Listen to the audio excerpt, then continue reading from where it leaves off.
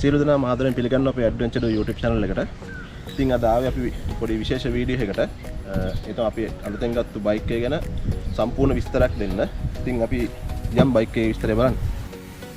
මේ තියෙන්නේ ලංකාවට අලුතෙන්ම ආපු ඇඩ්වෙන්චර් බයික් එක. ඒක ඇවිල්ලා dual sport dual purpose bike එකක්. ඉතින් මේක තමයි අපි අලුතෙන්ම අරගත්තේ අපේ ට්‍රිප් වලට. ඉතින් බයික් එක ගැන බැලුවොත් එහෙම මේක ඇවිල්ලා made in China බයික් එකක්. Songshan company එකෙන් තමයි බයික් එක ගහන්නේ. ඉතින් මේක ඇවිල්ලා Cyclone Carrera 125 බයික් එකක්. මේ බයික් එක ඉදිරිපස්සෙන් බැලුවොත් එහෙම ඔයාලට පේනවා මේක ඉදිරියම තියෙන සාමාන්‍ය icon එකක් විතර තියෙන visor එක. මේක transparent විදිහට තමයි ඉල්ලලා තියෙන්නේ. ඉතින් එම headlight එක බැලුවොත් එහෙම DRL LED headlamp එකක් තමයි ඉල්ලලා තියෙන්නේ. මේක සම්පූර්ණ ලස්සන face එකත් එක්ක ඉල්ලලා තියෙනවා. ඉස්සරහන් ගත්තොත් එහෙම ෆෝක් එක බැලුවොත් එහෙම සාමාන්‍ය දිග ගොඩක් දිගින් වැඩි ෆෝක් එකක් තමයි ඇවිල්ලා තියෙන්නේ. මොකද ground clearance එක සාමාන්‍ය තියාගන්න තමයි මේ ෆෝක් එක ගොඩක් දිගට ඇවිල්ලා තියෙන්නේ. ඉස්සරහා බ්‍රේක් එක බැලුවොත් එහෙම මේකේ තියෙන්නේ pedal disc brake එකක්. එතකොට dual brake system එකක් තියෙන්නේ. හරියට ගත්තොත් combi brake system එකක් තමයි හරියටම බැලුවොත් මේකේ තියෙන්නේ. ඒ කියන්නේ අපි පිටිපස්සේ බ්‍රේක් එක ගහද්දි ඉස්සරහා බ්‍රේක් එකත් වදින විදිහට තමයි මේ බයික් එකේ මේ හදලා තියෙන්නේ brake system එක. ඉතින් ඔහොම આવොත් එහෙම මේකේ handle එක ගත්තොත් එහෙම ටිකක් wide handle එකක් තමයි ඇවිල්ලා තියෙන්නේ. මොකද මේ adventure bike එකකට සාමාන්‍යයෙන් ටිකක් wide එකක් තියෙන්න ඕන. මොකද මේ balancing එකට සහ ඒ rider position එක හොඳට තියාගන්න.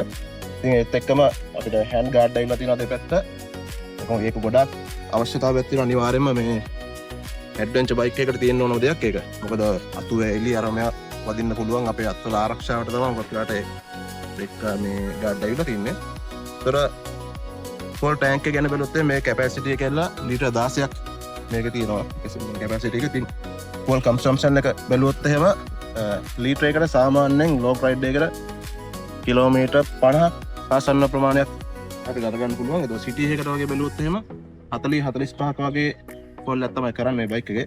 ඉතින් එහෙම seat එක බැලුවොත් එහෙම ටිකක් long seat එකක් තියෙනවා. right type billion type හොඳ comfortable seat එකක් තියෙනවා. comfortable වලට වඩා ගොඩක් මේකේ තියෙනවා හිතන්න මේ ගොඩක් durability විදිහට තමයි seat එක හදලා තියෙන්නේ.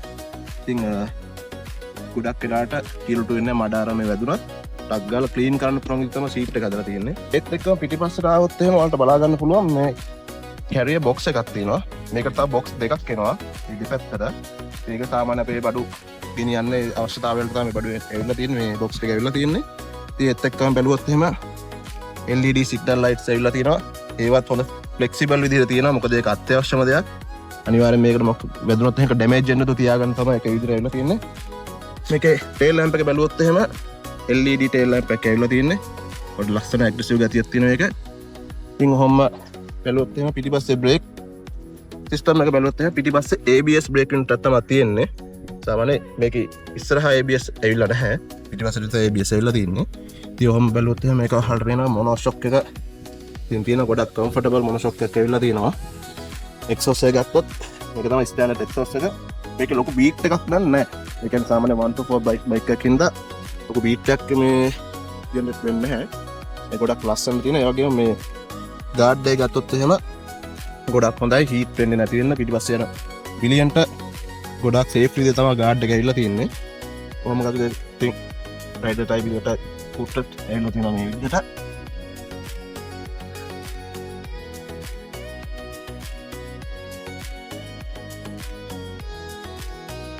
මේකේ එන්ජින් එක ගැන බලුවොත් මේකේ තියෙන්නේ BOHC 4 valve air cooled engine එක 125cc engine එකක් horse power 12.5ක සහ newton meter 10.2ක torque එකක් තියෙනවා. ඉතින් carburetors එන්නයි මේකේ තියෙන්නේ EFI unit එකක්. self start විතර ඇවිල්ලා තියෙන්නේ. මේකට ඇත්තම කික් එකක් ඇවිල්ලා නැහැ. මේක බයික් එකට මේ එතකොට මේක සිංගල් ප්ලග් එකක් තමයි තියෙන්නේ. heat plugs ගත්තොත් එimhe heat plug දෙකක් ඇවිල්ලා තිනවා. එතෙන්ට සහ මෙන්න මෙතෙන්ට. ඒත් එකම බැලුවොත් එහෙනම් මීටරේ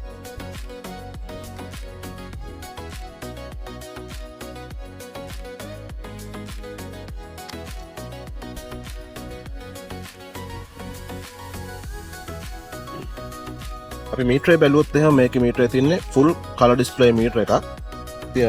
මේක පොඩි වුණාට පොඩ්ඩක් සයිස් එකෙන් පොඩි. නමුත් පොඩි වුණාට මේකේ අවශ්‍ය කරන හැමදේම වගේ තියෙනවා. මේ පැත්තෙන් ඔයාලා බලා ගන්න පුළුවන් පෙට්‍රල් ගේජ් එක, ට්‍රිප් එක සහ ගියර් ඉන්ඩිකේටර් එක මෙතන පෙන්නනවා. ඒ වගේම මයිලේජ් එක, RPM එක. ඉතින් හැමදේම මීටරේ පොඩිය තිබ්බට හැමදේම මේක ඉන්ඩිකේට් කරනවා. ඉතින් ඒකට ලෝකෙ ඇත්තට මේකේ බටන්ස් මොකුත් එන්නේ නැහැ. ඒක කන්ට්‍රෝලින් ඔක්කොම එන්නේ ඇවිල්ලා මේ තියෙන බයික් එකේ තියෙන මේ පාසින් ලයිට් එකට. එකත් පැටර්න් එකකට තියෙන්නේ. ඉතින් ඒ වගේ මෙතන බැලුවොත් එහෙම ඔයාලට බලා ගන්න පුළුවන් චාර්ජර් එකක් එනවා.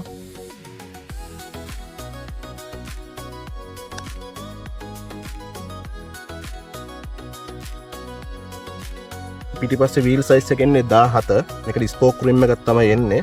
ඒ වලට මේ බැලුවොත් එහෙම පේනවා ටයර් එක ඇවිල්ලා ස්පෝර්ට් එකට සහ සාමාන්‍ය අපේ ඩේ ටු ඩේ රනින් වලට මේ ගැලපෙන විදිහේ ටයර් එකක් තමයි ඇවිල්ලා තියෙන්නේ. කොහොම ඉස්සරහට පැත්ත බැලුවොත් එහෙම ඉස්සරහ ටයර් සයිස් එක ඇවිල්ලා තියෙන්නේ රිම් සයිස් 19. ඒකත් පිටිපස්සේ වගේම ස්පෝක් රිම් එකක් තමයි ඇවිල්ලා තියෙන්නේ. ඒකෙත් ටයර් එකත් ඒ විදිහටම තියෙනවා.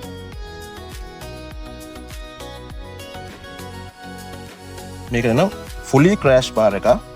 උඩින් ඉඳන් පල්ලෙහාට යනකම්ම තියෙනවා. ඒ වගේම එන්ජින් ගාඩ් එකකුත් ඇවිල්ලා තියෙනවා. ඉතින් ඒකයි පිටපස්සට આવත් එහෙම බලන්න පුළුවන්. එතන කැරියර් එකයි ඉතින් බොක්ස් සෙට් එකත් එක්ක දෙපැත්තේ බොක්ස් එකකුත් තියෙනවා. මම කන්නත් වල කිව්වා. ඉතින් මේක ඇවිල්ලා ස්ටෑන්ඩඩ් බයික් එකට ඒ ක්‍රෑෂ් බාර් මුකුත් කිසි දෙයක් එන්නේ නැහැ. ඉතින් මේක අපි ස්ටෑන්ඩඩ් බයික් එක ගන්න ගියොත් එහෙම මේකේ ප්‍රයිස් එක වෙන්නේ 10,000යි.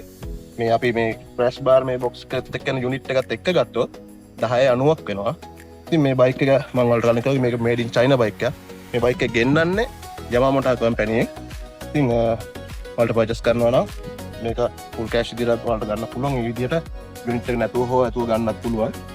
ඉතින් මේක වලට ගෙවීමේ ක්‍රමයට ගන්නත් පුළුවන්. මේක ඩවුන් පේමන්ට් එක 5,00,000ක් දීලා වලට මේ බයික් එක ගන්න පුළුවන්. ඉතින් ආෆ්ටර් සේල් බලුවොත් එහෙම වලට පාර්ට්ස් තමයි ලොකුම ප්‍රශ්නයක් තියෙන්නේ. සාමාන්‍ය මේ චයිනා බයික් එකක් ගන්න කෙනෙක්ට තියෙන ලොකුම ප්‍රශ්නේ තමයි පාර්ට්ස්. ඉතින් මේක ගැන අතන බය වෙන්න දෙයක් නැහැ. යාළුවගේ කම්පැනි එකෙන් පාර්ට්ස් හැම දෙයක්ම තියෙනවා. දැනටත් මේ බයික් එකේ තියෙන පාර්ට්ස් ඕන දෙයක් වලට ගන්න පුළුවන්. ඉතින් සර්විස් ගැන බැලුවොත් එහෙම කම්පැනි සර්විස් දෙකක් අපිට හම්බ වෙනවා. ෆුල් සර්විස් මේ ෆ්‍රී සර්විස් දෙකක්. ඉතින් ඒවත් කිලෝමීටර් 500න් සහ කිලෝමීටර් 1500න් තමයි හම්බ වෙන්නේ. එතකොට මේ බයික් එකට වොරන්ටි එකක් හම්බ වෙනවා. කිලෝමීටර් එන්ජින් එකට කිලෝමීටර් 30000ක් හෝ අවුරුදු 3ක වොරන්ටි එකක් මේ බයික් එකට හම්බ වෙනවා. ඉතින් මේකෙන් ඔයාලට කිසිම දෙයකට බය වෙන්න දෙයක් නැහැ. මොකද කම්පැනිෙන් ඒකට වොරන්ට් වෙන හින්දා. ඉතින් මේ බයික් එක පොඩ්ඩක් ස්ටාර්ට් කරලා බලමු.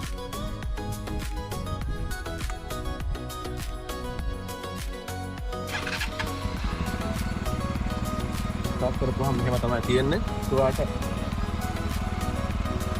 ඔයාලට මේක සවුන්ඩ් එක ඇහෙනවා නම් ඔයාලා බලන්න මේක ලොකු බීට් එකක් එන්නේ නැහැ.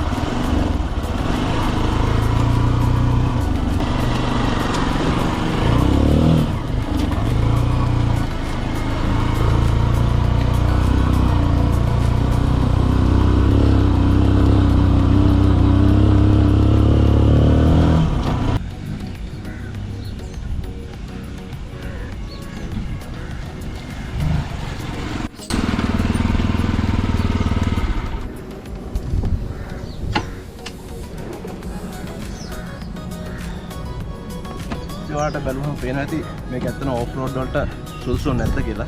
ඇත්තටම ගොඩක්ම මේක ගොඩක් සැප පහසුයි. බයික් එකේ මේ රයිඩර් පොසිෂන් එකත් එක්ක ඕෆ් රෝඩ් පාරවලට ඇත්තටම කිසි ප්‍රශ්නයක් නැතුව යන්න පුළුවන්. ඒ වගේම විශේෂයක් තමයි මේ බයික් එකට කිලෝ 150ක බරක් තමයි දාන්න කියලා තියෙන කම්පැනි එකේ. ඇත්තටම ඒ කියන්නේ ඒක අපේ බැලන්ස් එක සහ ඒ පර්ෆෝමන්ස් තියාගන්න තමයි ඒ ගාන යාලා රෙකමන්ඩ් කරන්නේ. මේ බයික් එකේ බරත් කිලෝ 142ක් වෙනවා. සාමාන්‍යයෙන් 125 කැටගරියේ තියෙන බයික් වලට වඩා ටිකක් බරෙන් වැඩි මේක. මොකද මේ බයික් එක පොඩ්ඩක් හෙවි. ඉතින් මැටීරියල්ස් ටිකක් ඇත්තටම ගොඩක් හොඳයි. දැන් බයික් එකක් වුණාට. ඉතින් ඔයගොල්ලන්ට දැන් මේ බයික් එක ගැන හොඳ අයිඩියා එකක් ඇති ඇත්තටම.